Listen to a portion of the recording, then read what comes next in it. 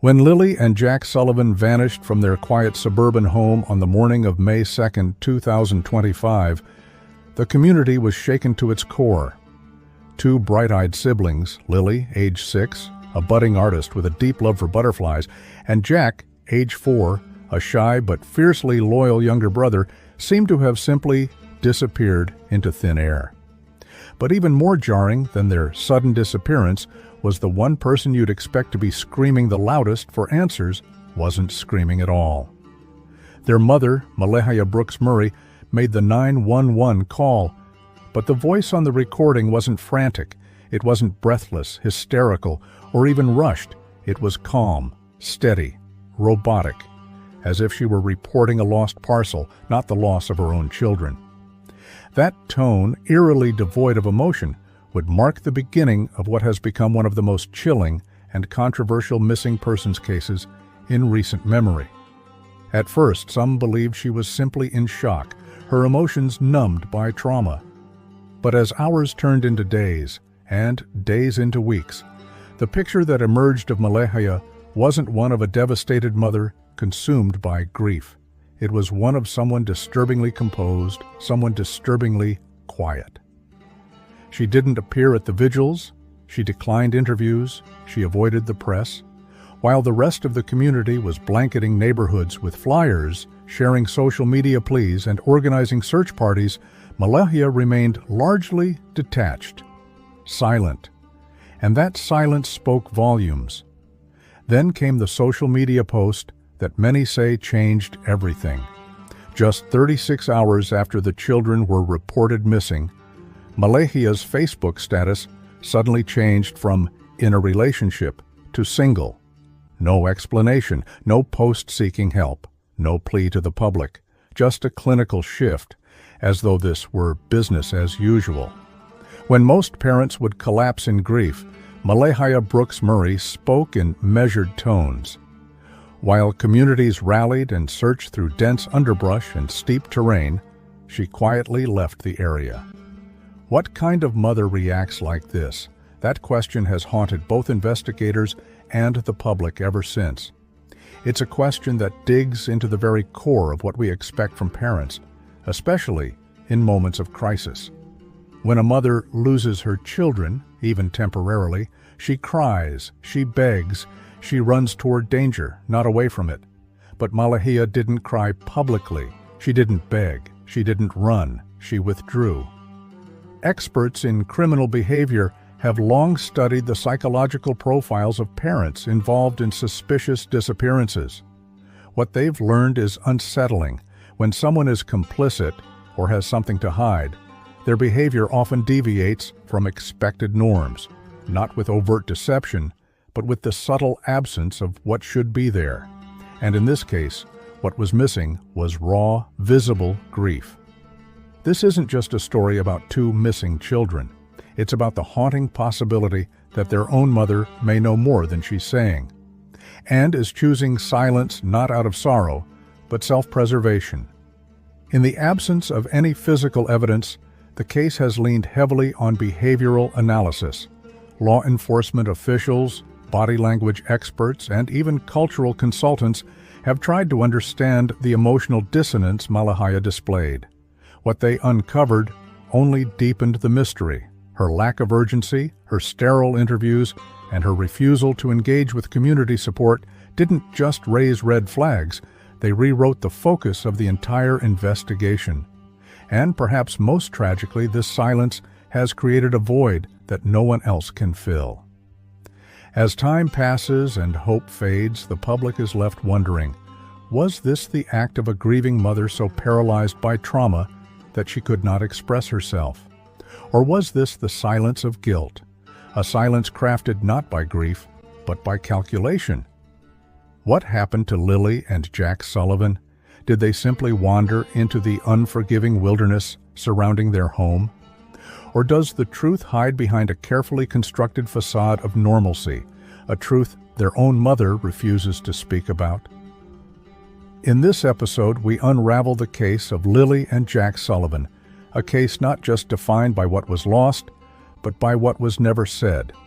we'll explore the deeply unsettling 911 call, analyze the behavioral red flags raised by professionals, and examine the broader cultural and psychological context that has made this case one of the most talked about and troubling in recent memory.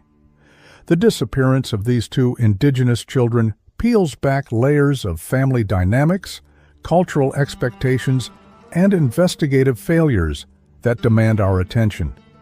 Before we dive deeper into this heartbreaking case, take a second to hit subscribe and comment where you're watching from.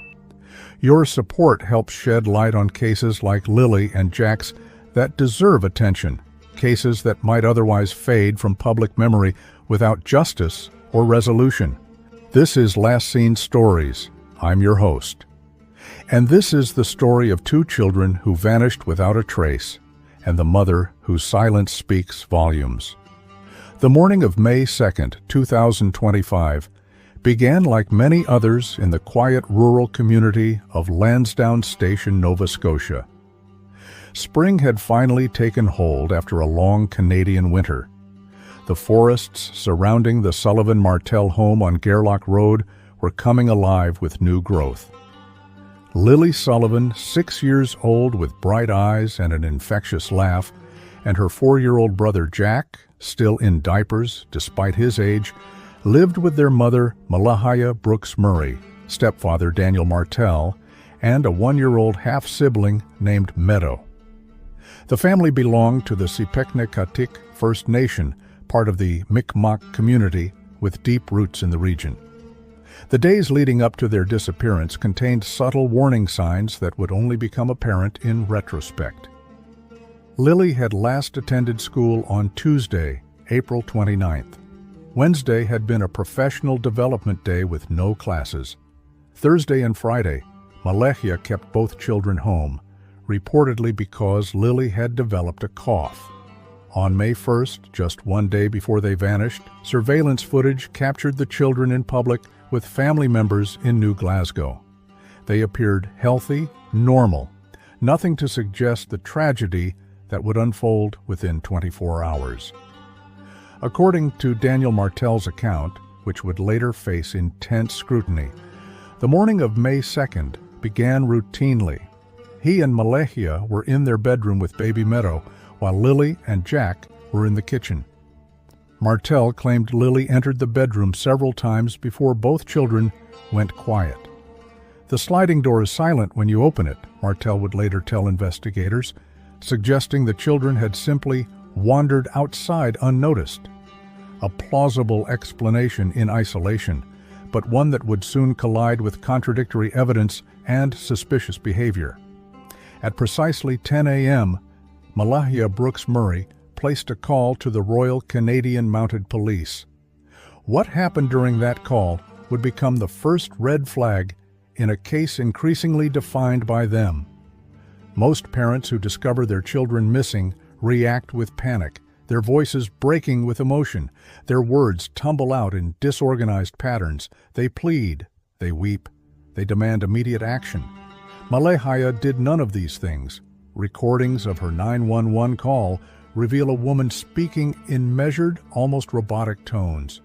She provided details about the home's layout and the children's last known whereabouts with a clinical precision that immediately struck emergency dispatchers as unusual. There was no desperation in her voice, no tears, no begging for help, just facts, delivered with unsettling composure. By 12:25 p.m., the RCMP issued a public notice about the missing children. They initially stated they believed Lily and Jack had wandered away and that there was no evidence of abduction. By late afternoon, a vulnerable missing persons advisory blanketed Pictou County, and the public was asked to avoid the search area to prevent contaminating potential evidence.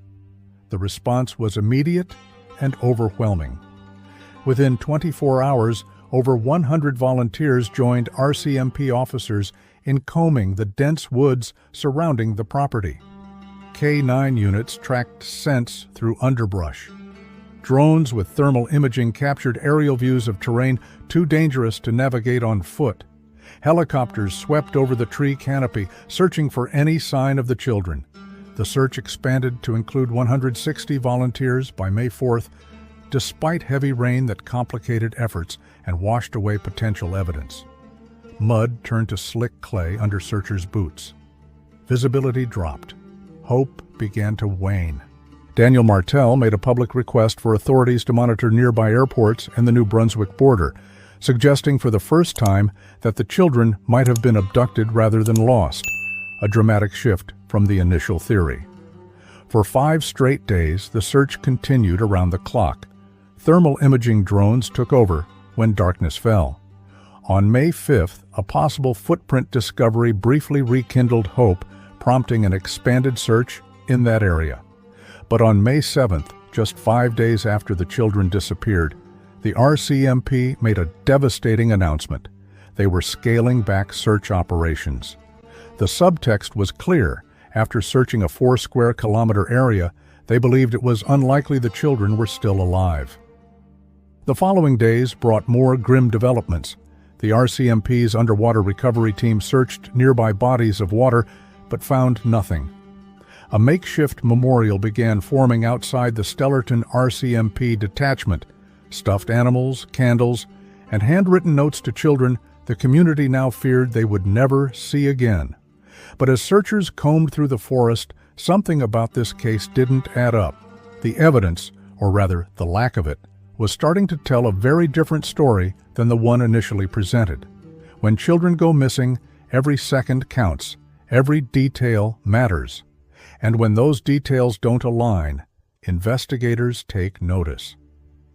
The first and perhaps most glaring red flag in the Sullivan case was Malaya Brooks Murray's emotional response, or rather, her striking lack of one. Parents who lose children typically display overwhelming distress. They become unable to function normally. They plead desperately for help. Malaya displayed none of these behaviors. The 911 call she placed at 10 a.m. on May 2nd has since been analyzed by behavioral experts who note several unusual elements. Her tone remained steady throughout. She provided information in a linear, organized fashion that suggests either extraordinary self-control or a lack of genuine surprise at the situation. At no point did she break down or express the frantic worry that typically characterizes such calls. When a parent truly believes their child is in danger, their physiological response makes it nearly impossible to maintain such composure, noted one forensic psychologist who reviewed the case. The absence of vocal strain, crying, or disorganized thinking is extremely unusual and often indicates either shock, disconnection from the children, or prior knowledge. This clinical detachment continued through her initial interviews with investigators. When asked about the moments leading up to the children's disappearance, her answers were direct but emotionally flat. She offered no elaboration unless specifically prompted. She didn't volunteer theories or beg for resources as most parents would. One investigator noted, "It was as if she was reporting a stolen bicycle, not missing children." Then there was the behavior of stepfather Daniel Martel. While more outwardly cooperative than Malaya, his account contained troubling inconsistencies. He initially claimed the children must have wandered out through the sliding door, a reasonable theory given the rural location. But he later requested border monitoring and airport checks, suggesting he believed they'd been abducted. When pressed on this contradiction, Martel couldn't provide a coherent explanation for why his thinking had changed. He knew precise details about what the children had been wearing, information that most stepfathers wouldn't necessarily recall with such clarity. Perhaps most tellingly, he immediately requested a polygraph test, something investigators note is sometimes done by guilty parties attempting to appear cooperative before they've even been accused. When someone volunteers for a polygraph without being asked, it sometimes suggests they're more concerned with managing their public image than finding the truth, remarked one retired RCMP investigator familiar with similar cases.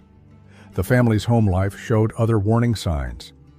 Despite being 4 years old, Jack Sullivan was still in diapers, a potential indicator of neglect or developmental issues that had gone unaddressed.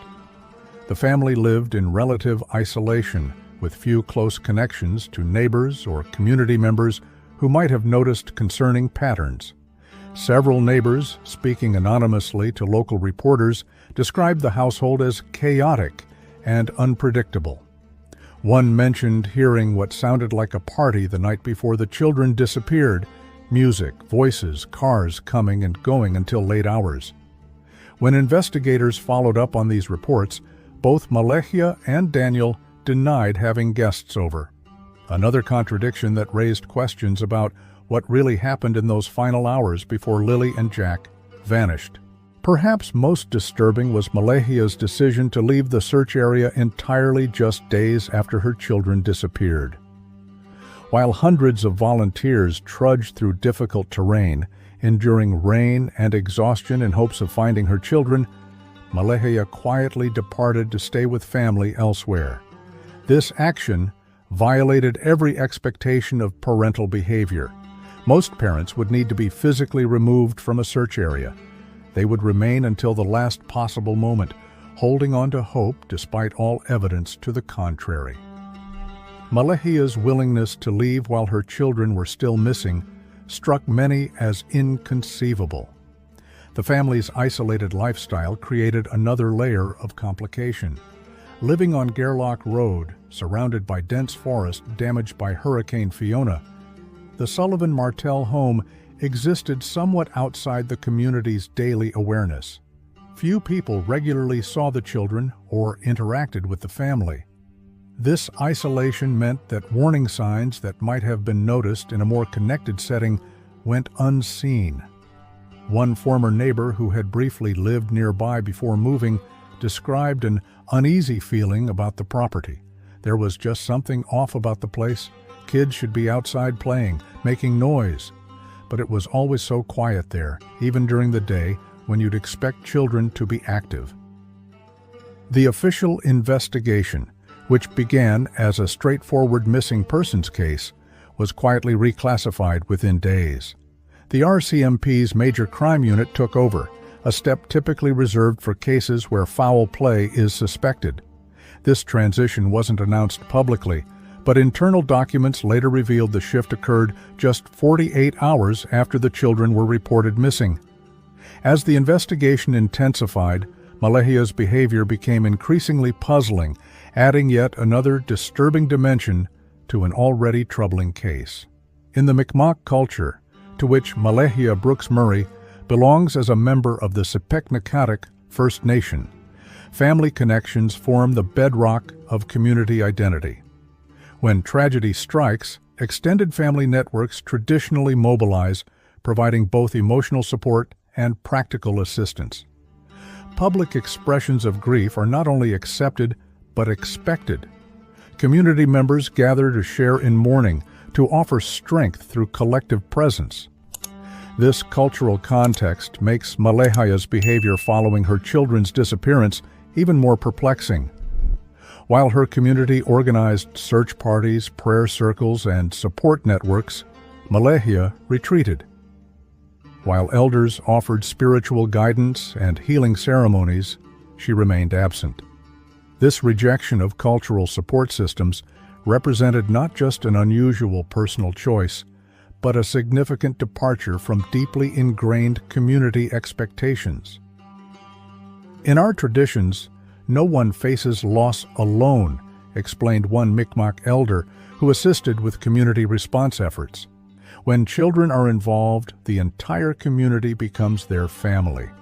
Her withdrawal wasn't just unusual, it violated our most fundamental understanding of how we support each other through crisis. But it was Malaya's digital footprint that perhaps spoke loudest of all.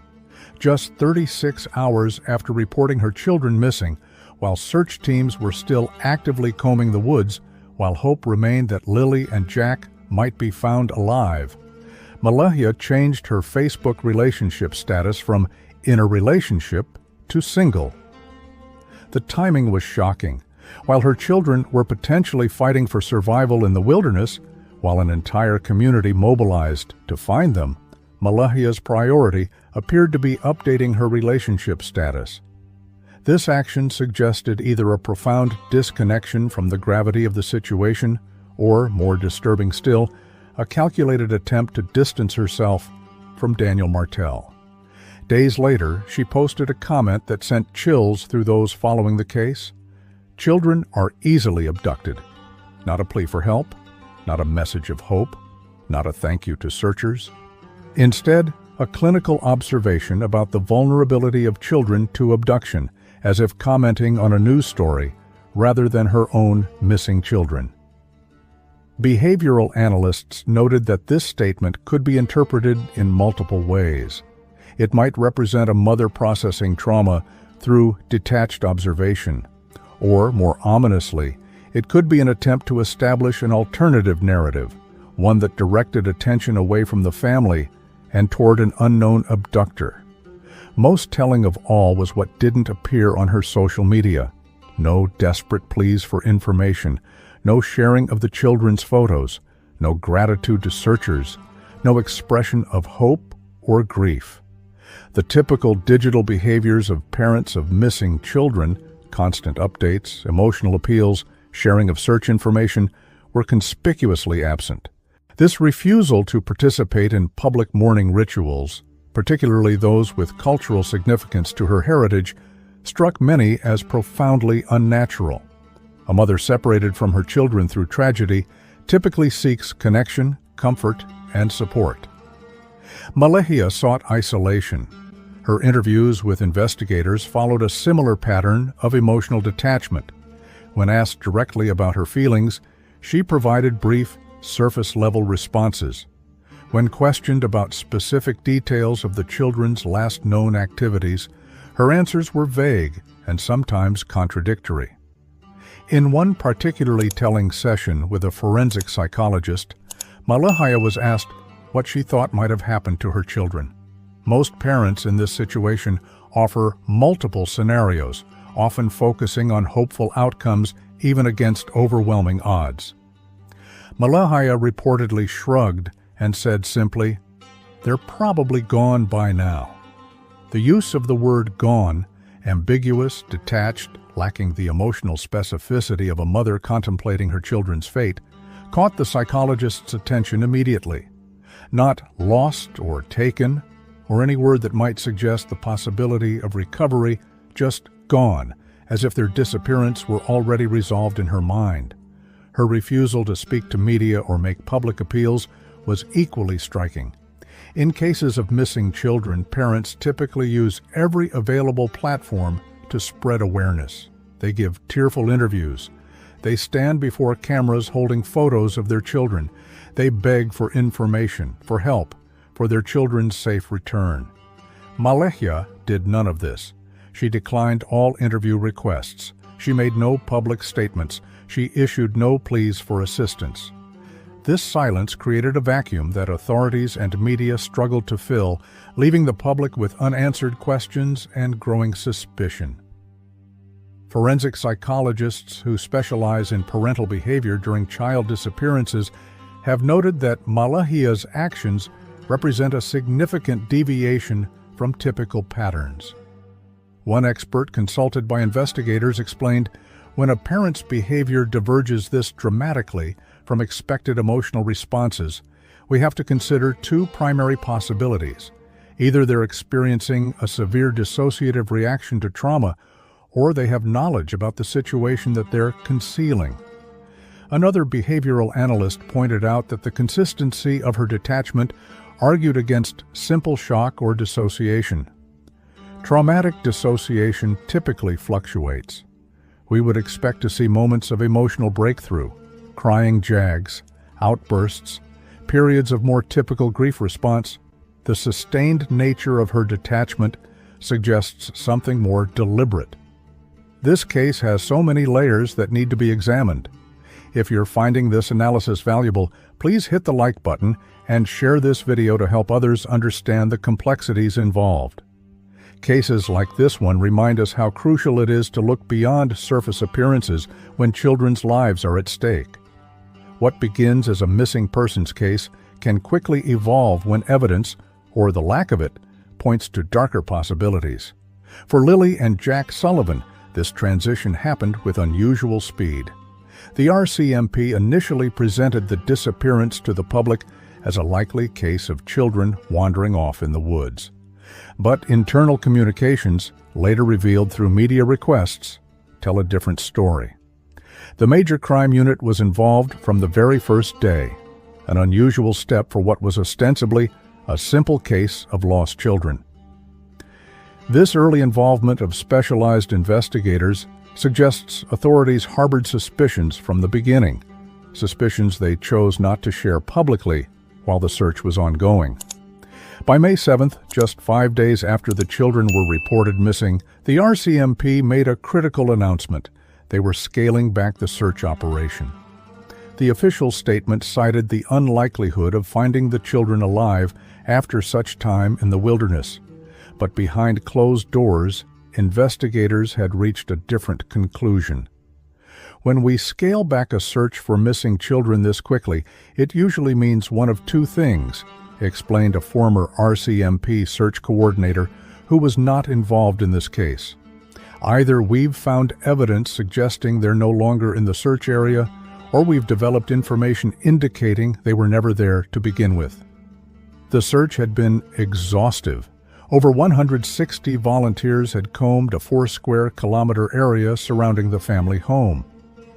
Specialized canine units trained to find both living persons and human remains had covered the terrain multiple times. Drones equipped with thermal imaging had operated day and night. Helicopter teams had maintained aerial surveillance. Yet, not a single definitive trace of the children was found. No clothing, no toys, no backpacks.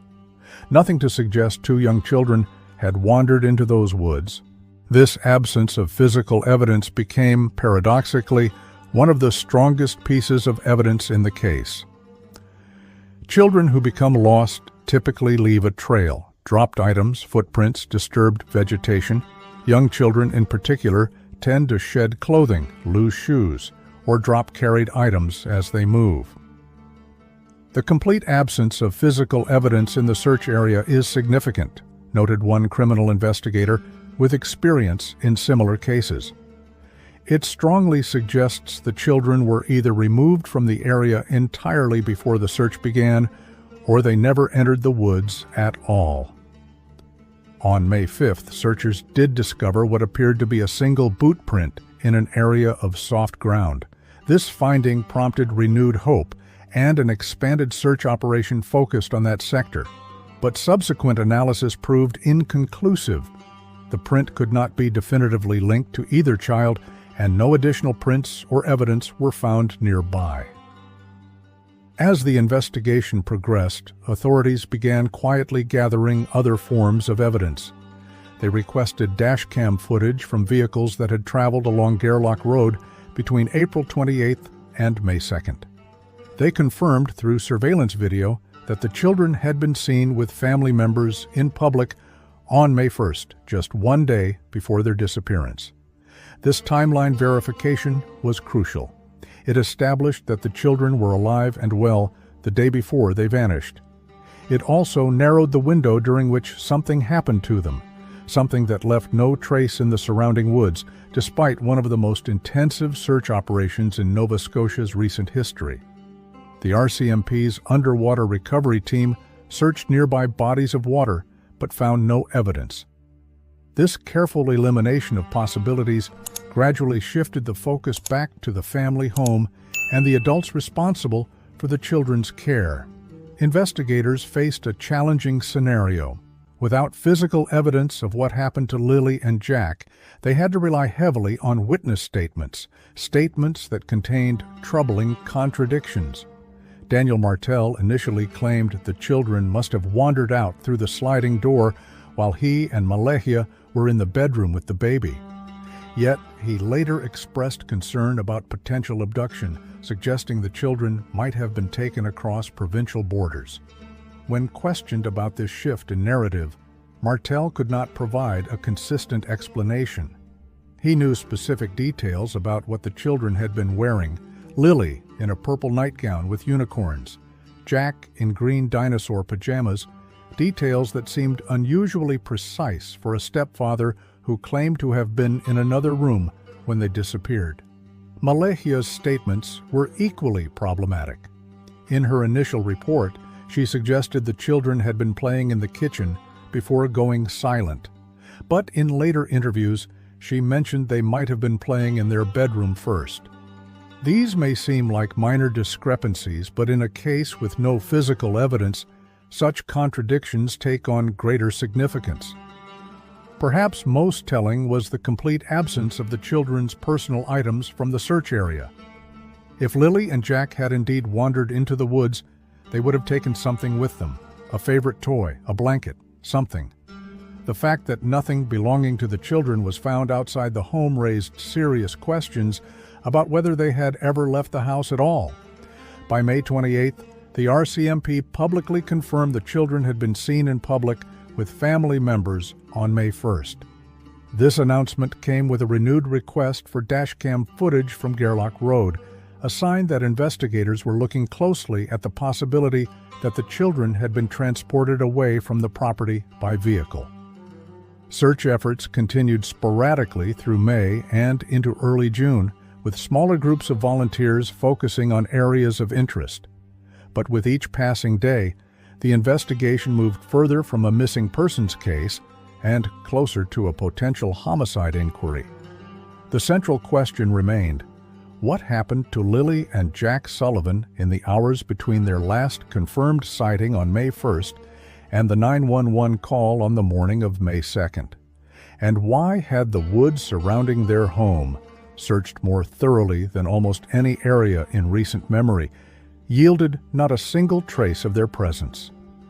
In stark contrast to Malaya's silence stood Daniel Martel, outwardly cooperative, voluble, and seemingly transparent. Yet his behavior, when closely examined, raised as many questions as it answered. From the earliest moments of the investigation, Martel positioned himself as a grieving stepfather, desperate for answers. He gave multiple interviews to local media. He participated visibly in search efforts. He provided his phone to investigators without hesitation. Most notably, he repeatedly requested a polygraph test before anyone had asked him to take one. "I have nothing to hide," he told reporters outside the family home on May 4th. "I just want my kids found. I'll do anything they need me to do." This eagerness to demonstrate innocence struck some investigators as performative rather than genuine. Experienced detectives know that those with nothing to hide rarely feel the need to proclaim it so publicly. Martel's knowledge of the children's clothing and activities on the morning of their disappearance was unusually detailed. He described Lily's purple unicorn nightgown and Jack's green dinosaur pajamas with a precision that seemed inconsistent with his claim that he'd been in another room when they vanished. "She came into our bedroom 3 times that morning," he told investigators, referring to Lily. "The last time, she asked for juice." This level of detail, the exact number of times she entered the room, the specific requests she made, suggested either a remarkably precise memory or a carefully constructed narrative. When questioned about the sliding door through which he claimed the children must have exited, Martel emphasized how silently it operated. "You wouldn't hear it opening or closing," he insisted. "They could have easily gone out without us noticing." This explanation seemed designed to address an obvious question. How could 2 young children leave the house without adults in the next room hearing them? His preemptive answer, a silent door, felt too convenient to some investigators. By May 4th, just 2 days after reporting the children missing, Martel's story began to shift. He publicly requested that authorities monitor airports and the New Brunswick border, suggesting for the first time that the children might have been abducted rather than lost. This dramatic change in narrative came without explanation. When pressed by reporters about why he now suspected abduction, Martel offered vague statements about having a feeling and just knowing something isn't right. His relationship with Malaya appeared to deteriorate rapidly after the children's disappearance. Within 36 hours, her social media status changed from in a relationship to single, a change that coincided with Martel taking a more public role in the case while Malaya retreated from view. Several acquaintances who knew the couple noted that their relationship had always seemed volatile. They'd be all over each other one day and not speaking the next, remarked one neighbor who asked to remain anonymous. It wasn't stable, not the kind of environment kids should be in. Martel's cooperation with police, while seemingly complete, had its limits. He provided his phone and agreed to multiple interviews. But when questioned about activities in the home on the night before the children disappeared, specifically about reports from neighbors of what sounded like a party, his answers became evasive. "We had some friends over, just a couple of people," he initially told investigators. When pressed for names, he claimed he didn't know everyone who had been there. When asked how many people had been present, his answers varied from just 3 or 4 to maybe 10 or so. This inconsistency regarding the events of May 1st, the last night Lily and Jack were definitively known to be alive, raised significant red flags for investigators. Whatever happened in that house the night before the children disappeared clearly made Martel uncomfortable to discuss.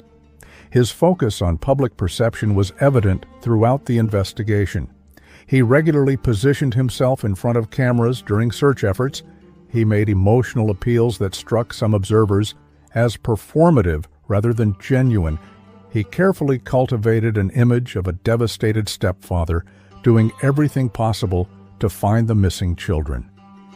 Yet behind this public persona, investigators noted troubling behaviors. His stories contained inconsistencies. His relationship with Malaya dissolved almost immediately after the children vanished. And perhaps most tellingly, his insistence on his own innocence came before anyone had publicly accused him of wrongdoing. The polygraph test that Martel so eagerly requested did eventually take place, though results were never made public, a standard practice in ongoing investigations. Martel later claimed to reporters that he had passed with flying colors, though investigators never confirmed this assertion. Behavioral analysts who reviewed Martel's public statements noted several concerning patterns. His language often focused on his own actions and feelings rather than the children themselves. When speaking about the search, he emphasized what he was doing rather than expressing hope for finding Lily and Jack. His emotional displays, while more visible than Malaya's, still struck some experts as performative rather than genuine. "There is a difference between showing emotion and feeling emotion," explained one forensic psychologist who reviewed footage of Martel's interviews. "What we often see in deceptive individuals is a display of what they think grief should look like, rather than authentic grief itself." As weeks passed with no sign of the children, Martel's public presence gradually diminished. His initial daily appearances before news cameras became weekly, then monthly. His relationship with Malaya appeared permanently severed, with no evidence of ongoing communication between them. By June 2025, nearly a month after the children's disappearance, Martel had largely withdrawn from public view. His last known statement to media came on May 31st, when he briefly spoke to reporters during a renewed search effort. "We're not giving up. We'll never give up until we find them." Whether those words represented genuine determination or careful public relations remains one of the many unanswered questions in this troubling case. While Daniel spoke out, Malaya's silence spoke volumes, a contrast that would become central to both public perception and the official investigation. The disappearance of Lily and Jack Sullivan reverberated beyond the immediate investigation, touching on deeper issues of community, culture, and the complex relationship between Indigenous communities and law enforcement in Canada. As members of the Sipeknekatik First Nation, Lily and Jack's disappearance carried additional cultural significance. In Mi'kmaq tradition, children are considered sacred gifts, the literal future of the community. Their loss represents not just a family tragedy, but a wound to the collective cultural body. When our children go missing, it's not just about two individuals, explained Elder Sarah Nevin of the Sipeknekatik Council. It's about our continued existence as a people. Every child carries our language, our traditions, our future. The community response was immediate and powerful. Indigenous search teams with specialized knowledge of the local terrain joined RCMP-led efforts. Traditional ceremonies were held to guide the children home, blending spiritual practice with practical action. Prayer circles formed nightly as the search continued. But beneath this unified front lay complicated tensions. The relationship between Indigenous communities and the RCMP has been historically fraught, marked by decades of mistrust and unequal treatment. This history created subtle but significant complications in the investigation. Some community members expressed concern that the case wasn't receiving the resources it deserved because the missing children were Indigenous. Others worried that cultural differences might lead investigators to misinterpret family behaviors or miss important contextual clues. "There's always that fear that our children don't matter as much," said one community volunteer who participated in multiple searches. "We've seen it too many times before. Indigenous children who don't get the same attention or urgency as others." The RCMP pushed back against these concerns, pointing to the massive scale of the search operation and the rapid involvement of specialized units. But the perception of potential bias remained an underlying current throughout the investigation. Media coverage of the case reflected these complexities. Initial reporting focused heavily on the search effort and community response. But as weeks passed without resolution, subtle shifts in language and focus became apparent. Headlines that once read, "Community rallies to find missing children," gradually transformed to "Questions surround parents of missing Indigenous children." This evolution in coverage reflected growing suspicions about family involvement, but also risked reinforcing harmful stereotypes about Indigenous families, stereotypes that have historically influenced both public perception and official response to cases involving Indigenous children. The makeshift memorial that formed outside the Stellarton RCMP detachment became a physical manifestation of the community's grief and determination. Stuffed animals, candles, handwritten notes, and traditional Mi'kmaq offerings accumulated day by day. These items represented not just mourning, but a collective refusal to forget, a silent insistence that Lily and Jack would not become statistics. Community vigils brought together people from diverse backgrounds, temporarily bridging cultural and social divides through shared concern. Elders led traditional ceremonies while local churches held prayer services. Search volunteers from across Nova Scotia and beyond arrived to offer assistance, creating temporary but meaningful connections across communities. "I've never seen anything like it," remarked one longtime Pictou County resident who volunteered for multiple searches. People who might never speak to each other in normal times were out there shoulder to shoulder looking for those kids. It showed what we can be when we set aside differences. Yet Malaya's absence from these communal expressions of grief and solidarity created a painful void. In Mi'kmaq tradition, a mother's grief is honored and supported by the community. Her withdrawal not only violated cultural expectations, but denied the community an opportunity to fulfill their traditional role of support and care. The case has forced difficult conversations within the Sipeknekatik First Nation about family support systems, child welfare, and community oversight. Some members have questioned whether earlier intervention might have prevented tragedy, while others emphasize the importance of not blaming the community for potential failures of individuals.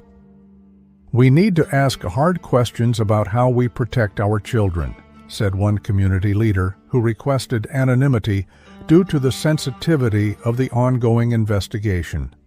"But we also need to recognize that what happens in one family doesn't define who we are as a people." For the broader public, the Sullivan case has highlighted persistent issues in how society responds to missing Indigenous children. Despite significant progress in recent years, disparities remain in media coverage, resource allocation, and public attention between cases involving Indigenous children and their non-Indigenous counterparts. As the investigation continues, the community impact deepens. The absence of closure, of knowing what happened to Lily and Jack, leaves a wound that cannot heal. Each passing month without answers extends the trauma, not just for family members, but for an entire community that sees its future in its children. The Sullivan case reminds us that missing children cases are never just about the individuals who have disappeared. They reveal the strengths and weaknesses of our communities, our institutions, and our commitment to protecting the most vulnerable among us. More than a month after Lily and Jack Sullivan vanished from their rural Nova Scotia home, 3 primary theories have emerged to explain their disappearance. Each theory has supporting evidence and significant challenges. None provides complete answers. Theory 1: accidental disappearance in the woods. This was the initial working theory presented to the public, that Lily and Jack simply wandered away from home and became lost in the dense forest surrounding their property. At first glance, it seems plausible. The home on Gairloch Road was surrounded by challenging terrain, much of it damaged by Hurricane Fiona. 2 young children could easily become disoriented in such an environment. Supporting this theory is the rural, isolated location of the home and the fact that young children often act impulsively. Lily, at 6, might have decided to explore with 4-year-old Jack, following his older sister. The sliding door that Daniel Martel described could indeed have allowed them to exit without adults noticing. However, this theory faces overwhelming evidence to the contrary. Most significantly, the complete absence of physical evidence in the search area defies explanation. 2 young children wandering through woods would typically leave numerous traces: footprints, disturbed vegetation, discarded items, or clothing. Despite one of the most comprehensive search operations in recent memory, no definitive evidence was found. Additionally, the behavior of both parents immediately after the disappearance seems inconsistent with a genuine belief that the children were lost in the woods. Malaya's calm demeanor and Daniel's quick pivot to abduction theories suggest neither truly believed the children were simply lost. Theory 2: parental involvement and potential cover-up. This theory has gained significant traction as the investigation has progressed. It suggests that one or both parents were directly involved in whatever happened to the children, followed by deliberate efforts to conceal the truth. Supporting this theory is the unusual behavior of both adults. Malaya's emotional detachment, her quick departure from the search area, her social media activity, and her refusal to speak publicly all represent significant deviations from typical parental behavior when children go missing. Daniel's inconsistent statements, his detailed knowledge of the children's clothing, his premature suggestions of abduction, and his focus on public perception rather than the search itself all raise red flags for investigators experienced in family abduction and harm cases. The rapid dissolution of their relationship, evidenced by Malaya's status change just 36 hours after the children disappeared, suggests potential conflict or blame between them. This timing is particularly suspicious given the crisis they were ostensibly facing together. Reports of unusual activity at the home the night before the disappearance, which both adults have been reluctant to discuss in detail, add another layer of suspicion. Whatever happened on May 1st may hold the key to understanding what followed on May 2nd.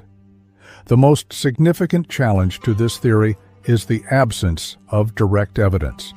Without physical evidence of harm to the children or forensic evidence from the home, investigators face the difficult task of building a case primarily on behavioral evidence and inconsistent statements. Theory 3. Third-party abduction. This theory suggests that someone outside the immediate family took Lily and Jack either opportunistically or as part of a planned abduction.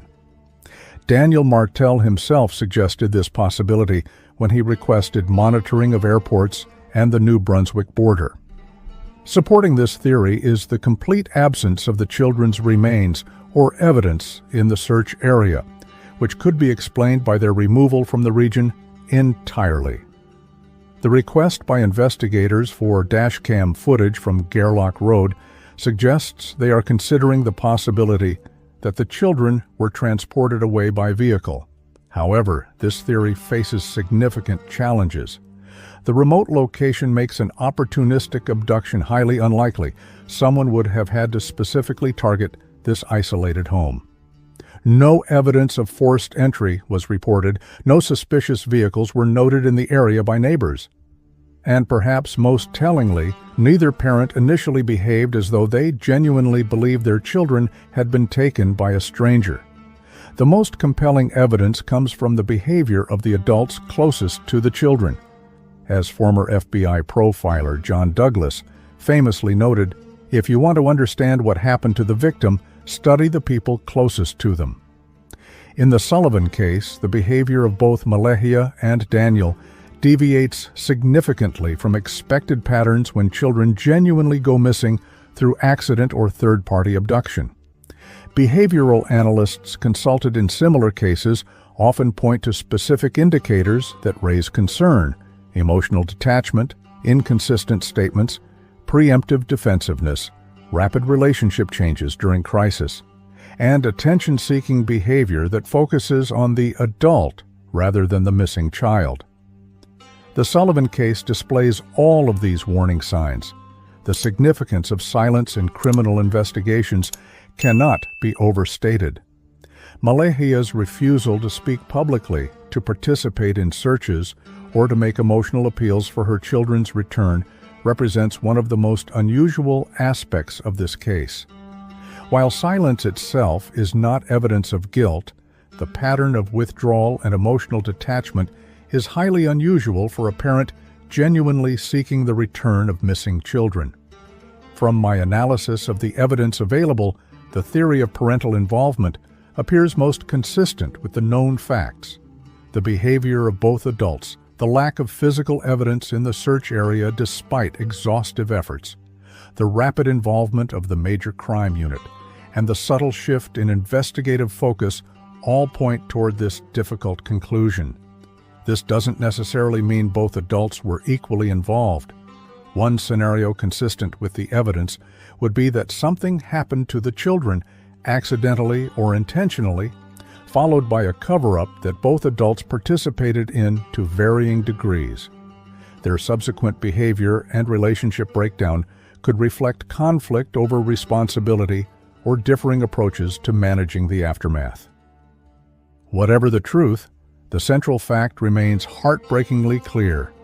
2 young children are missing, and those who should have been most dedicated to finding them have behaved in ways that raise profound questions about their knowledge and involvement. Today, Lily and Jack Sullivan remain missing. Their faces stare out from posters that have begun to weather and fade. The massive search operations have dwindled to occasional volunteer efforts. The media spotlight has moved on to newer tragedies, but the questions remain, as persistent as they are disturbing. What happened to these 2 Indigenous children in the quiet hours between May 1st and May 2nd, 2025?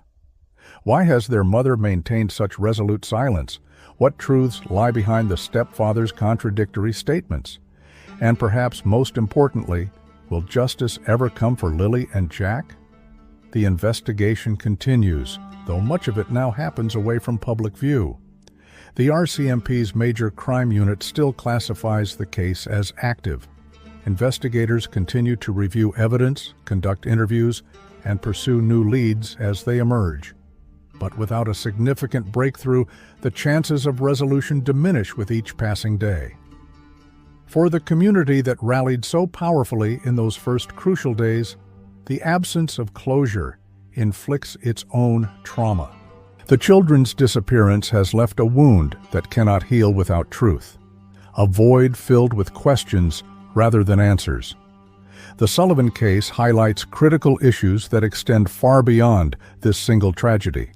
How we protect vulnerable children, how we evaluate parental behavior in crisis, how we allocate resources to missing persons cases, and how cultural context influences both investigations and public perception.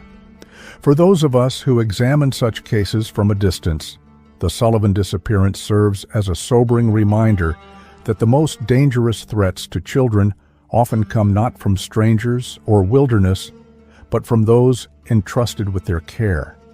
It reminds us to look beyond surface appearances, to question narratives that don't align with evidence, and to insist on accountability when the most vulnerable among us suffer harm. Lily Sullivan was 6 years old when she vanished, a first grader with her whole life ahead of her. Jack was just 4, still in diapers and dependent on adult care. They deserved protection. They deserved safety. They deserved better than to become tragic statistics in a case that may never be solved. This case remains unsolved, and these children deserve justice. Please subscribe to Last Seen Stories for more in-depth coverage of cases like this. Leave a comment with your thoughts or theories about what happened to Lily and Jack. Your engagement helps keep their story alive and reminds us all that missing children deserve our continued attention, even when answers seem forever beyond reach.